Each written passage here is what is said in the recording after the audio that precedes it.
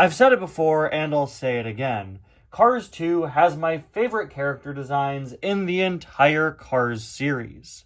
While the movie itself definitely has its flaws, and people on the internet will certainly tell you that, I think one of its greatest strengths is its world building and character design. The around the world theme of the movie gave us so many incredibly unique characters from all the different countries that we visit throughout the film.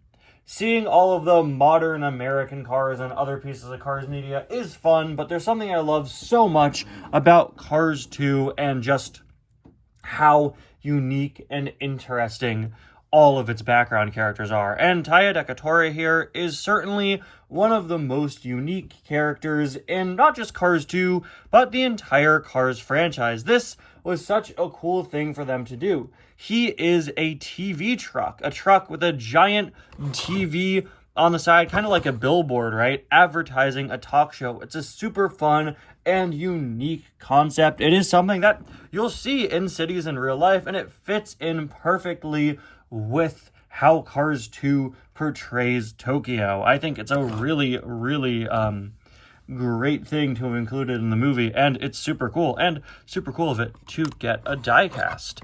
Anyway, guys, welcome back to another review and to another birthday request here on the channel. Today, we're taking a look at Taia Decotura, a request from Noah Schmidt. Thank you so much for the suggestion, as always, and I hope you're having a great birthday. This is someone who's left a birthday request on the channel every year for many, many years now, so always fun. I always love doing reviews for people who leave requests year after year and seeing the different things that they suggest. And Taia here is a character that I really like. If you've watched Cars Adventures, you'll know that I use him a lot in that series. He just ended up grouped in as part of the Tuner Gang. He was just one of the Tokyo background characters I had at the time. I didn't have many when I wanted to expand the Tuner roster, and he's stuck around since, and I really like him in the series. It's a character that I've used in a lot of videos. It's just so unique. You could already tell from the fact that he does not fit in frame here. Taia is a very tall character with these signs up top, signs that you actually need to attach to him. They come separately in the box. He's been out twice, 2012, and luckily, because distribution was awful that year, he came back in 2016, which is when I got my copy of the character. He was in the Tokyo series for that year. On the front, we have his little sort of nose area with a TT logo, of course, standing for Tire Talkie, the show he's advertising. We also have that written in Japanese characters. Hopefully that properly translates. That'd be terrible if it didn't. You know, you can only hope that when you're using a foreign language that writes in characters different than what people that write in English are used to, you know, properly do it. I'm thinking of that time. Have you guys ever seen those people that broke down like the iCarly movie where they go to Japan and they translated the Japanese and like apparently there's just straight up profanity in there or something? That's what I'm talking about. When you're translating something back to another language, always do your research. I'm not saying Taia Decotura is saying something vulgar here. I'm just saying I do hope it properly translates. I really love the coloring of this character, the sort of pinkish purple and the bright kind of orange color, sort of red color here on the front with the two T's.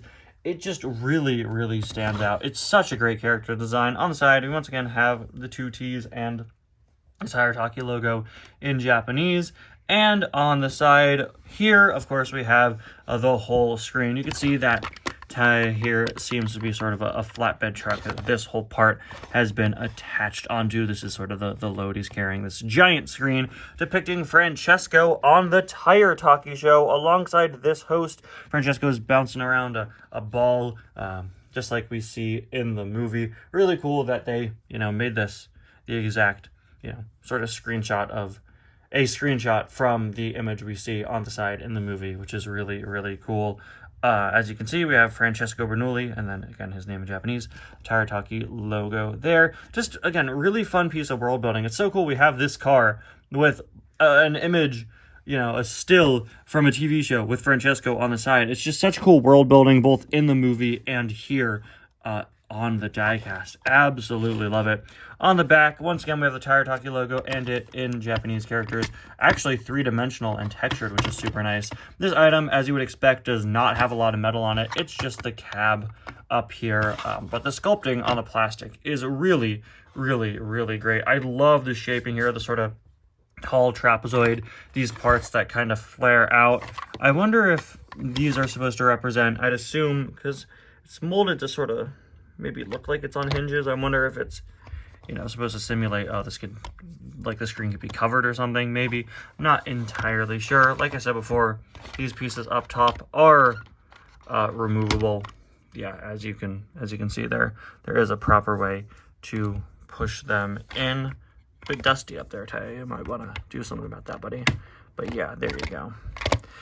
Looking at the other side is the exact same image as Francesco, which is perfectly fine. No complaints there. They actually did a playset that featured Taia as a part of it, a separate plastic item of him, you know, 1/55 scale plastic version of the character that had two different images. It was actually part of the Quick Changers line, and you would erase, and he was kind of attached to the finish line, and as the cars passed by, the image on the side of him would change, which was just a really cool concept.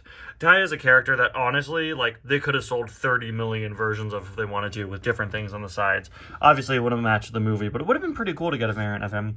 Funnily enough, I think that playset, if I'm remembering correctly, got a re-release for, like, the Neon Racers line, but with some different paintwork. So there is a Neon Racers Taia Decotura plastic item out there with some